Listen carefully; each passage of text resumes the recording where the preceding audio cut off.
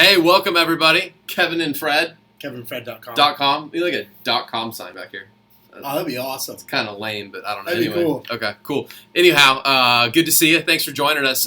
So we just wanted to talk a little bit today about teams.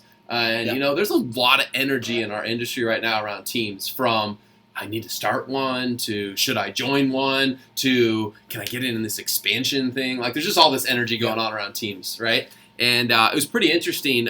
Real Trends actually did a study recently in corroboration with Boomtown, Dotloop, and I think ERA Real Estate. Yeah. And they had some pretty interesting statistics. And so we just thought we'd share with you maybe for a couple minutes today just some different thoughts on teams. And if you find this valuable, we're more than likely going to hold a webinar that we do for maybe an hour or so and give a little bit more content. Yeah. That sound good? Yeah. Do you guys want to watch a webinar on the whole, like, building a team? Audio only. You won't have to look at us. Yeah. No, I promise it'll be okay. Yeah. So one of the things I thought was interesting that Real Trends said in this study that they did is that 39% of teams are made up of 2 to 3 members. Just interesting. Not good, right, wrong, or different, right? They also estimate that there's somewhere between 35,000 and 50,000 teams in the United States. Wow. Pretty interesting stat, right? Yeah. Also, if you look at the top teams that are in the Real Trends and Wall Street Journal list and you combine all their production together, they make up somewhere between 0.5% and 1% of all the transactions that are being done in the U.S. Now, that may not sound like much to you, but we're talking about a couple hundred teams doing a slightly under 1% of all the business. Of over 1 million, 2 million really licensed real estate agents. Yeah, right? So crazy. I think it's just kind of interesting, just like what's going on out there and just kind of where people are coming from. And, you know, I don't know, you're watching this video. I have no idea if you're on a team, you're thinking about joining a team, you want to grow one. I don't really know where you're at, but there's just a lot of energy on teams. Yeah, I think what we're seeing a lot is as the industry's changing, there's a lot more technology's becoming a bigger and bigger piece of it. Yep. So we're starting to see more people get on a team and specialize, have more power with their technology, more power in numbers than ever before. And it's, you know, I'm not trying to scare anybody off, but the reality is it's harder and harder than it's ever been to be a solo agent in the industry today. Absolutely. I don't think anybody would disagree with that. And I think it's getting even harder. Yeah. Well, what's funny, so in the study that they did, they said that the real estate team of today really looks a lot like the brokerage model of the 70s and 80s, which I think a lot of people have been saying. But I thought that was really interesting. And here's another stat that was really astounding to me in that study is that they said that 63% of all teams, so 63% of somewhere between 35,000 and 50,000 teams. It's a little hard to nail that down. They're not all registered and stuff like that. Sure. So they're doing their best estimate. But 63% of those teams out there in the entire country were formed in the last 3 years. That says a lot. Isn't that interesting? That actually says a lot. That tells me a lot more about where the industry's going, right? Because in the last 3 years, that's crazy. Yeah.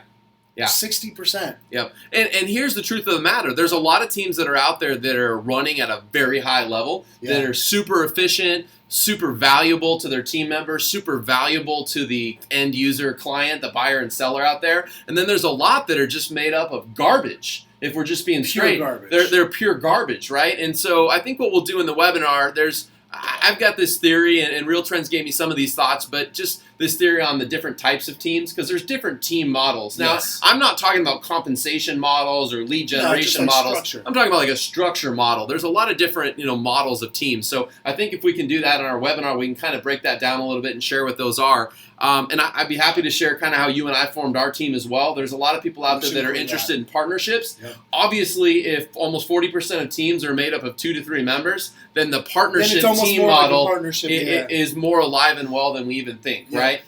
So just to give you a little bit more value here on this video, because I'm not just doing this to tease some webinar, at the end of the day, I think there's a few things you want to consider, right? Yep. You got to be really clear if you're building a team on what are your team roles. And when I say that, there's probably 2 main categories you should be considering: sales and admin, right? So you got 2 main categories that those roles fall into, but what the categories underneath those 2 main things are, what those actual roles are, it can look like a lot of things, from buyer's agents to listing agents to sales agents only, TCs to an admin support person to a listing coordinator to an ISA team. I mean, there's just all these different roles, right? There's a lot, and there's so much going on. I've seen so many different models. Having the ISA seems to be like the big thing in our industry for the last, 2, 3, 4 years now.